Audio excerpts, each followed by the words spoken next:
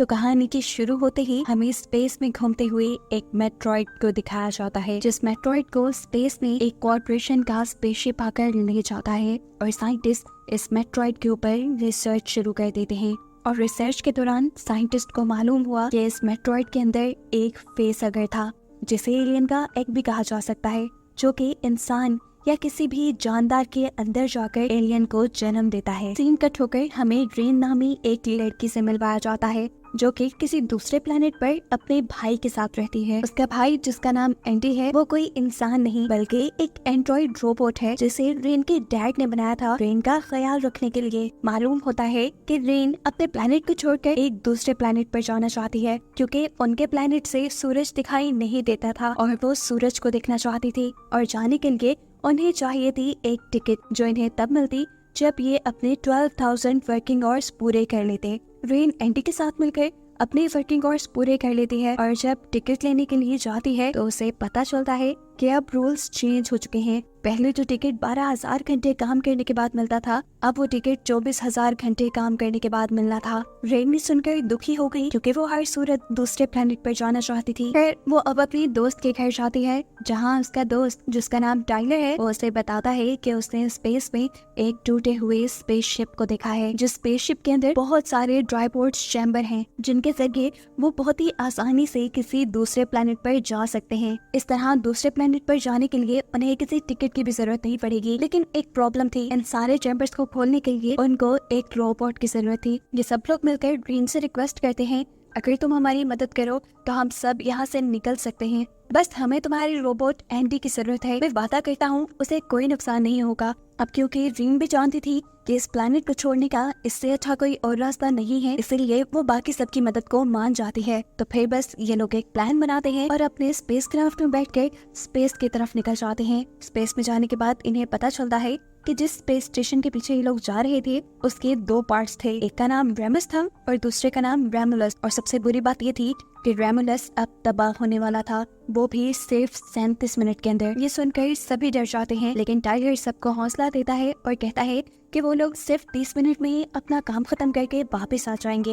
ये कहने के बाद टाइलर एंडी और अपने एक और पार्टनर को लेकर रेमुलस के अंदर चला जाता है और बाकी इनकी ग्रुप की तीनों लड़कियां रेमस में बैठकर उन्हें देख रही थी। एंडी रेमुलस के सिस्टम को खोल सकता था। एंडी के रेमुलस को खोलने के बाद ये लोग अंदर जाते हैं और ये देखकर वो हैरान थे कि रेमुलस का एक हिस्सा ऐसे तबाह हुआ था जैसे वो मेल्ट हो गया हो, और यहाँ पर आधा मेल्ट हुआ रोबोट भी पड़ा था। खैर, अभी इन सब पे ध्यान देने का वक्त नहीं था। ये लोग आगे जाकर ड्राई पोर्ट्स को ढूंढते हैं, जो इन्हें मिल भी गए, लेकिन बुरी बात ये थी कि इनके अंदर ज्यादा फ्यूल नहीं था। इसीलिए अब ये लोग स्पेस स्टेशन के अंदर फ्यूल को ढूंढने लगे।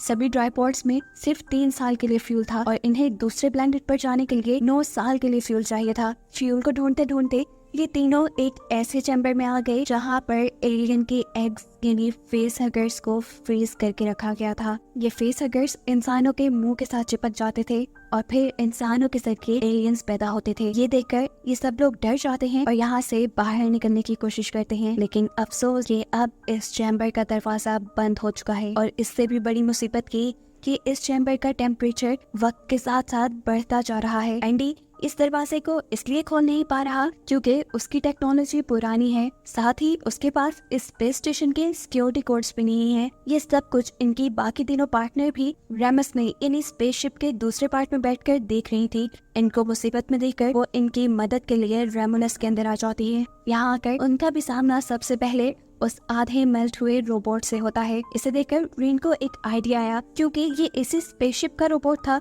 इसीलिए उसके पास इस स्पेस स्टेशन के सिक्योरिटी कोड्स हो सकते थे और अगर इस रोबोट की चिप एंडी के अंदर डाल दी जाती तो वो भी इस काबिल हो जाता कि इस पूरी स्पेसशिप के सिस्टम को कंट्रोल कर पाए। इसीलिए वो इस रोबोट की चिप को निकालकर अब उस चैम्बर के पास पहुंचती है, जिसके अंदर वो तीनों पार्टनर्स फंसे हुए थे।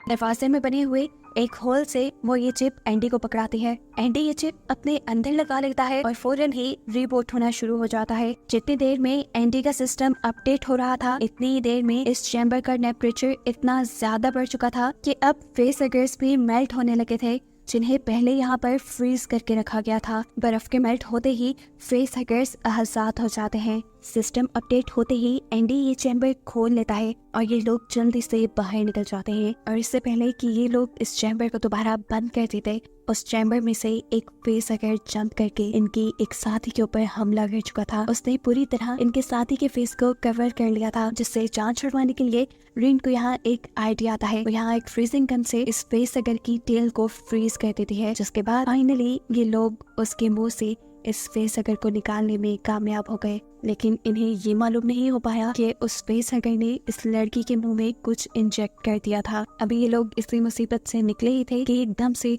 स्पेस स्टेशन के दोनों हिस्सों के दरमियान वाला चैम्बर बंद हो गया और ऐसे ये लोग दो टीम्स में बट कर रह गए। एक टीम में थे रीन, एंडी और टाइलर, जबकि बाकी सब लोग दूसरी टीम में थे। रीन यहाँ नोटिस करती है कि एंडी नई चिप के डलने की वजह से बहुत ज्यादा एडवांस हो चुका है। वो ज्यादा अच्छे से कम्युनिकेट कर पा रहा है, बोल पा रहा है। दूसरी तरफ वो लड़की जिसके ऊपर फेस हगर ने हमला कर दिया था, उसके पेट में दर्द होने लगा था। वो यहाँ पर एक एक्सरे डिवाइस इस्तेमाल करती है अपने पेट के अंदर देखने के लिए, तो उसे मालूम होता है कि उसके पेट में एक एलियन है जो एकदम से उसका पेट फाड़ कर बाहर भी निकल आया और उसके बाहर आते ही इस लड़की की मौत भी हो गई। ये सब कुछ रे, टाइलर और एंडी भी देख रहे थे।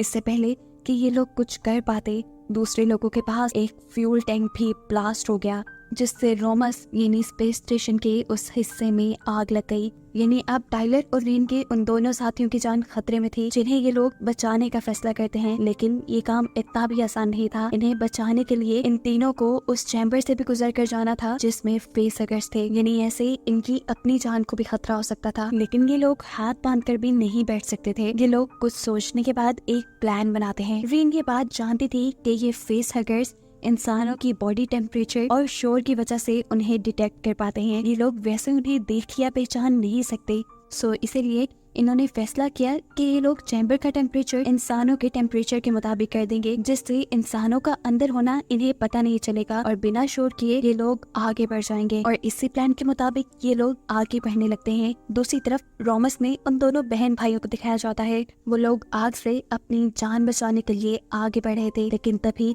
उस लड़की का सामना हुआ एक एलियन से। ये वही एलियन था जो मरने वाली लड़की के पेट से निकला था और कुछ ही देर में वो इतना बड़ा हो चुका था। इससे पहले कि वो उस लड़की को डिटेक्ट करके उसे मार देता, एकदम से उस लड़की के पीछे उसका भाई आ जाता है और उसके मुंह पे हाथ रख देता है ताकि ये लड़की कोई शोर ना करे। और फिर उसका भाई अपने एक वेपन को एलियन के पेट में घुसा देता है। इसका मतलब था कि एलियन अब मर गया, लेकिन हकीकत ये नहीं थी। यहाँ एलियन ने इन्हें मैनिपुलेट करने के लिए सिर्फ मरने की एक्टिंग की थी। वो भी जिंदा था और अपना बदला लेने के लिए वो इस लड़के के ऊपर अपना बहुत सारा एसिड गिरा देता है, जिससे ये लड़का अपनी बहन की आंखों के सामने ही जलकर मर गया। ये देखकर वो लड़की बहुत सारा डर चुकी थी। अपनी जान बचाने के लिए वो चैम्बर की डोर की तरफ भागती है, लेकिन चैम्बर का दरवाजा बंद था। खौफ में उसने चैम्बर का दरवाजा खड़काना शुरू कर दिया। ये बात जाने बगैर कि ये एलियन शोर से ही अट्रैक्ट होते थे। उसकी आवाज़ें सुनकर एलियन भी उसका पीछा करना शुरू कर देता है, जबकि दूसरे चैम्बर में मौजूद टाइलर और रेन भी उसकी आवाज़ें सुन पा रहे थे। उसकी चीखने चिल्लाने की आवाज़ें सुनकर टाइलर भी बुरी तरह डिस्ट्रैक्ट हो गया और चलते हुए उससे शोर हो गया। ऐसे बहुत से फेसहगर्स उनकी तरफ अट्रैक्ट हो गए। इन सब की जान खतरे में थी, लेकिन यहाँ पर एंडी इन दोनों की मदद करता है और इन दोनों को ही वक्त रहते उस चैम्बर से बाहर निकालकर फेसहगर्स से बचा लेता है।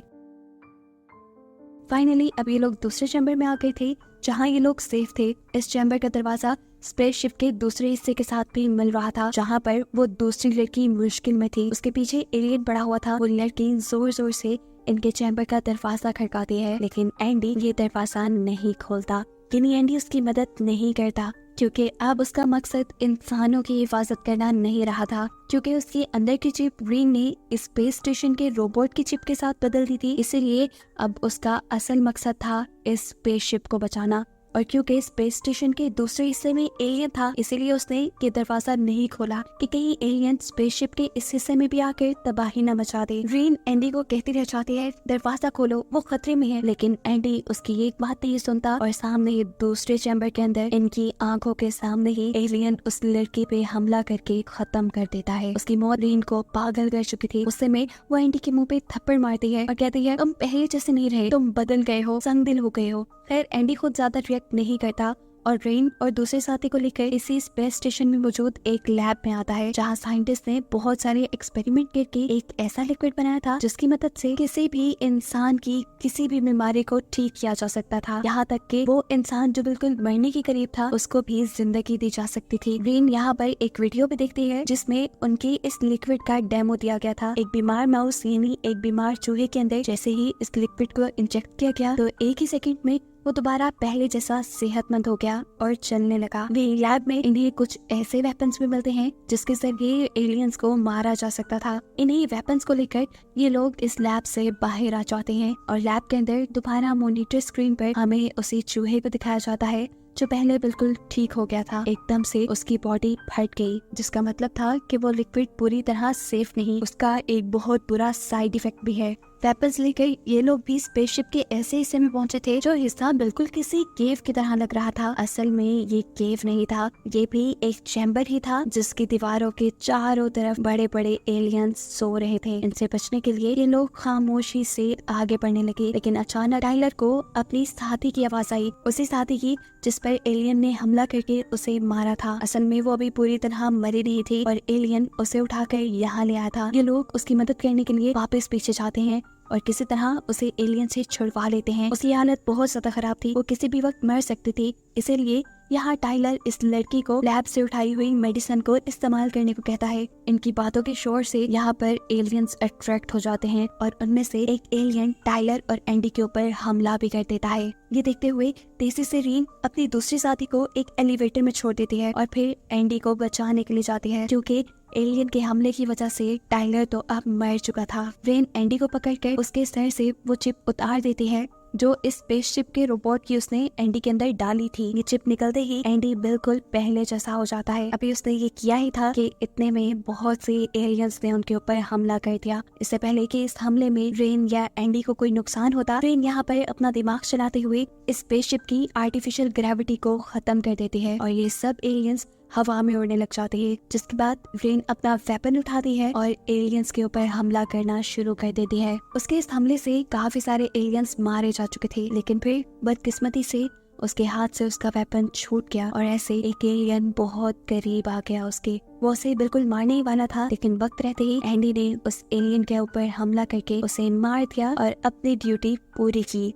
रेन को बचाने की ड्यूटी। दूसरी तरफ एलिवेटर के अंदर हमें उस लड़की को दिखाया जाता है जिसके ऊपर एलियन ने हमला किया था। उसे बहुत ज्यादा दर्द हो रहा था, इसीलिए वो टाइलर का दिया हुआ वो इंजेक्शन जो साइंटिस्ट ने लैब में तैयार किया था वो खुद के अंदर इंजेक्ट कर लेती है। इसके लगाते ही उसकी हालत काफी ठीक हो गई। इतने में ही यहाँ पर ग्रीन और एंडी भी आ जाते हैं। अब रेमुलस इन स्पेस स्टेशन के इस हिस्से के तबाह होने में सिर्फ 7 मिनट रह गए थे। बिना वक्त ज़ाया किए ग्रीन एंडी और उस लड़की को लेकर ड्राई पॉड्स की तरफ जाते हैं और जल्दी से उन दोनों को ड्राई पॉड्स में लिटाकर खुद भी वो ड्राई पॉड में लेटने ही वाली थी, लेकिन तभी उसने अपनी साथी की चीखें सुनी। उसने अपनी साथी का ट्राइपॉड खोल दिया और हमें देखने को मिला कि उस लड़की के पास एक अजीब सी क्रिएचर पैदा हुई। रिन जल्दी से इसे उठाकर तबाह करने ही वाली थी, लेकिन तभी स्पेसशिप के अलार्म बजने लगे, जिसका मतलब था कि अब कुछ ही देर में रोमुलस यानी स्पेस स्टेशन का ये हिस्सा तबाह हो जाएगा। अपनी जान बचाने के लिए रेन स्पेस स्टेशन के कंट्रोल पैनल तक जाती है और वहाँ कुछ चेंजेस करती है ताकि इस स्पेस के तबाह होने में थोड़ा वक्त और लग जाए, इन्हें यहाँ से बचकर जाने में थोड़ा वक्त और मिल जाए। अभी वो ये सब करके वापस से लौटी तो उसने देखा कि वो क्रिएचर जो अभी उसकी साथी ने पैदा किया था, यानी वो एलियन, वो बहुत बड़ा हो चुका था और उसकी साथी पे ही हमला कर रहा था। रिन जल्दी से उसके ऊपर हमला करती है और फौरन खुद पीछे की तरफ जाकर एक स्पेस सूट पहन लेती है। स्पेस सूट पहनकर उसने अपने आप को स्पेसशिप के साथ बांध लिया और जैसे ही उसने देखा कि एलियन उसके ऊपर हमला करने वाला है तो उसने खुद स्पेस स्टेशन के अंदर से जंप कर दी। एलियन ने भी उसके ऊपर हमला करने के लिए स्पेस में जंप की तो वो स्पेस में ही फंस गया और क्योंकि खुद रीन ने स्पेस सूट पहन रखा था, उसकी मदद से वो स्पेस स्टेशन के अंदर वापस आ गई, जिसका मतलब था कि अब रीन और एंडी ही जिंदा बच पाए थे। एंडी को उसने पहले ही ट्राइपॉड में लिटा दिया था और अब वो खुद भी ट्राइपॉड में लेट जाती है और फाइनली ये दोनों निकल जाते हैं एक दूसरे प्लेनेट के लिए, जिन्हें दिखाते हुए ये कहानी यहाँ खत्म हो जाती है।